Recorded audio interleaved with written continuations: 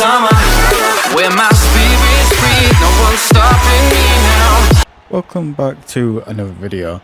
So on here I've been toying around with a new idea. Oh, I say a new idea, it's kind of an old idea, because back on Forza MotorSport 3 and back on MotorSport 4 there was like a special way you used to tune your cars.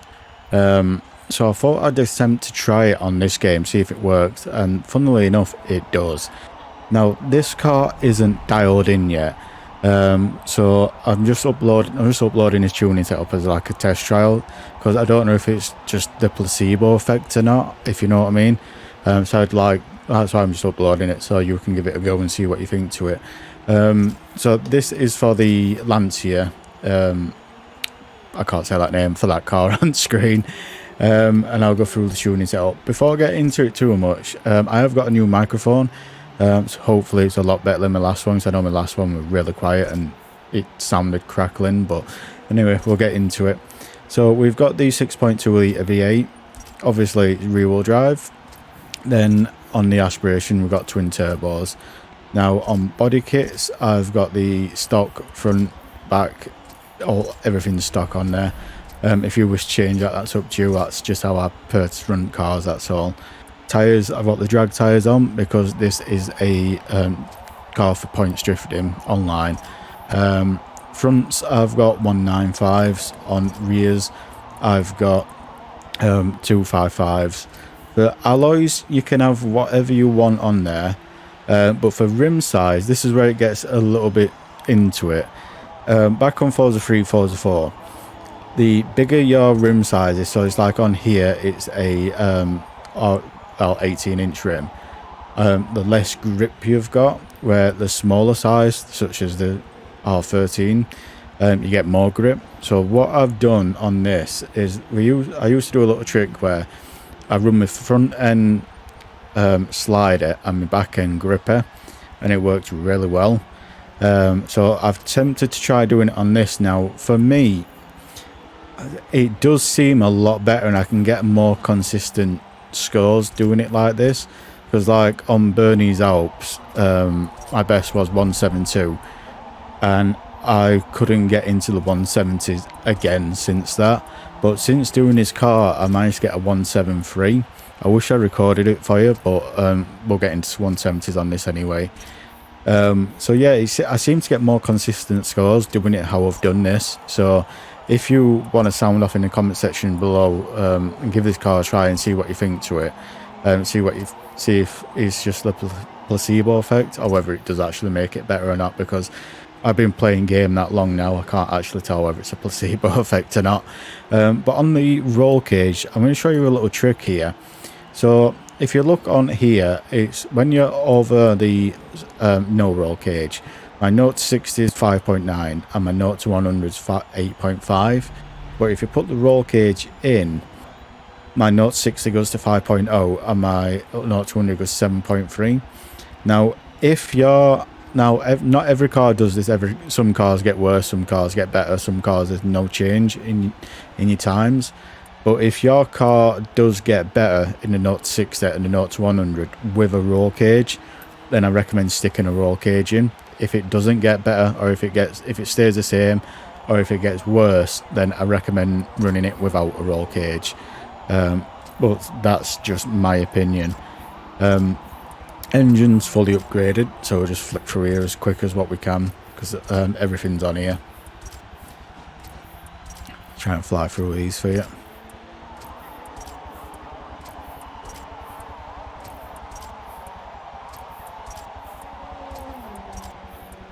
Then on the tuning setup we'll go, because like I said, I've tried to make it to the front end slippy and the back end gripper, so that's why I've got 55 psi in front and 40.5 in rear. That is my gear ratio. I will hold it on here for a little bit because I've changed the gear ratio quite a bit on here. So if you need a longer time, just pause it. That would be your best bet. And this is my alignment. Now on the front caster angle, it comes standard with 5 degrees, but this is different for every single car, because some cars, if you go above 5 degrees, your switches will either get a lot more snappier or a lot more smoother, or if you go below 5 degrees it gets a lot more snappier or a lot more smoother. You do have to test this out on every single car. Not every car is the same on your caster angle. Personally, I think it's a lot better running it lower on this car. That's why I've got it at 4 degrees. And same on anti-roll bars. I can't remember if I changed my anti-roll bars or not, but I've changed my springs a tad bit, if I remember rightly. And with my dampening as well, I've changed that, so it's, like I said, stiffer in front and softer in back. Not by much, but you'll be surprised on how much of a difference that makes. On my braking pressure, I run ABS off, so that means that when I hold my brakes on, it only locks up my front wheels. If I want to slow my rear wheels down, I use my e-brake, so that's why I run this. But if you don't run ABS, if you use ABS, then just run whatever braking pressure you prefer to run. This is just my preferred braking pressure. Then on differential, I prefer to run it like this. So now we will jump into a test drive. We'll back out and we'll actually do a couple of laps instead of doing a test drive, so you can see my final score, what I get. But yeah, it's weird. For me, it seems like this car, or doing it this way, should I say, it has made the car a lot more better, and I can get more consistent points with it. Yes, I do need to switch it a lot more than what I normally would with any other car, but it gets that mad, absolutely crazy angle, and you can pull it back, and it really does help out. Regarding the racing line, I know a few people has been asking in the comment sections below. The reason why I have the racing line on is because when you drift, for instance, you're coming around this corner and you're drifting like that, you want to try and get that racing line into the middle of your car, going through the middle of your car, that's the downside of having front brakes. You want the racing line to go through the middle of your car like that, because then on the right hand side you'll see that line. That'll be at 10. You want to get all them to 10, or close to 10 as you can, because that puts a little bit of a multiplier on your points. A lot of people know that it like increases your points, but they don't know the reason why. But yeah, if you've got all them at 10, it puts a small multiplier on your points. That's why you see a lot of points shifters having the racing line on, because it's how you get more points basically. But yeah, it's really nice, this car.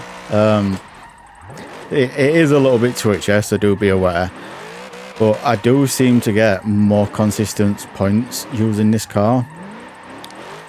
Using this setup on this car. So yeah, that's why I just thought I'd let you all know, because like I say, I don't know if it's just me thinking it in my head or whether it does actually work or not. So the best way to find out for sure is to upload it for you all to give it a go.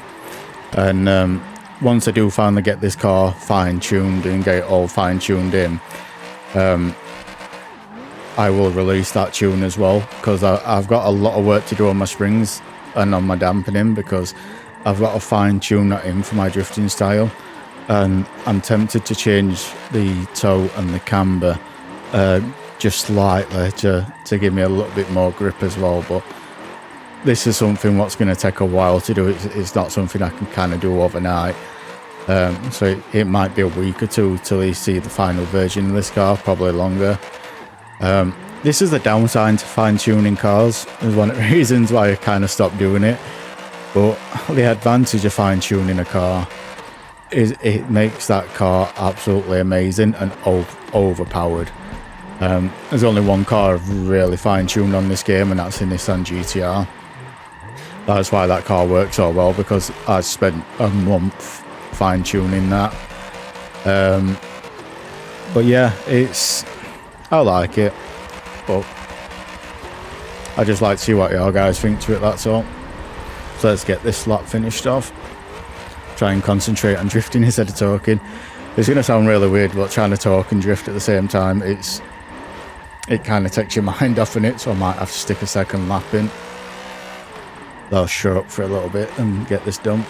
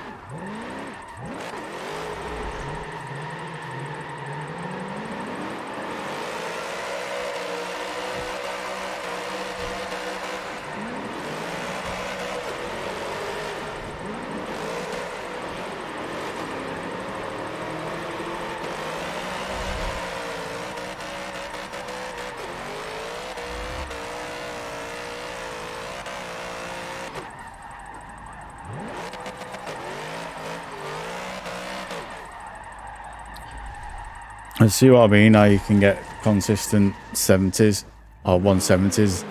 It's like even on that, I wasn't fully concentrating, and I still managed to get a 170. And before, it's like I could try my best out, and I could still only hit a 169. I don't even know how I managed to get a 172 before. But with this car, I have actually beat my best on it. I think I've got a 173. So I'm gonna have to change my car out. So, and this is another tip as well. If you're wanting to know why I always change my car out when I'm checking leaderboards, is because the leaderboard is like this car come stock front wheel drive. So regardless whether you change it to rear wheel drive or all wheel drive, when you check on a leaderboard, it will only show the results for what that car come in stock. So if it's a front wheel drive car stock, when you check the leaderboards, it will only show the scores for front wheel drive cars. So that's why I always switch a car to what comes rear wheel drive stock, so then my scores will show on leaderboard.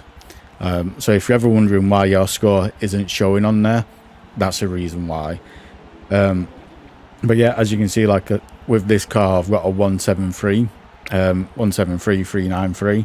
I was going to upload this video a while ago when I got this, but I was just unable to get on due to work. But yeah, let me know what you think to this anyway. Let me know what you think to this car in comment sections below.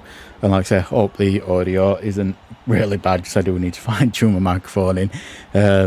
But yeah, hopefully it's all good and you do like this. And like I say, I will have a follow up to this video down the line. So yeah, thank you for watching, and peace.